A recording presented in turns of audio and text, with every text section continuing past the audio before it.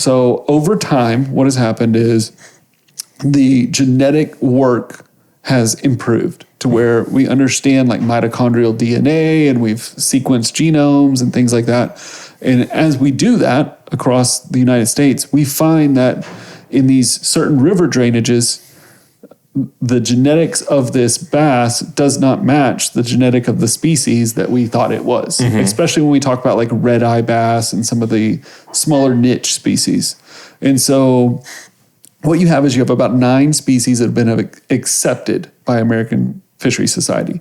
Then you have up to 19 that have been described that are waiting for somebody to say, okay, yes, there's enough evidence that that is truly its own species.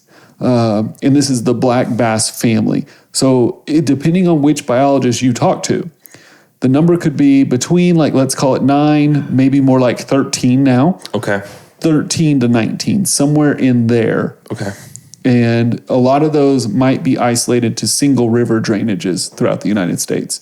And then you kind of draw the line of like evolution, like how far back do we want to go and say, okay, fine, that was a new species.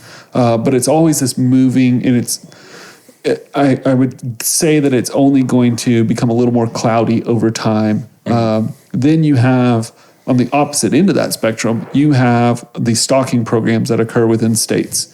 Like, for example, there are 3 genetic lineages of smallmouth bass. Yeah. But we consider the northern smallmouth bass to be smallmouth bass.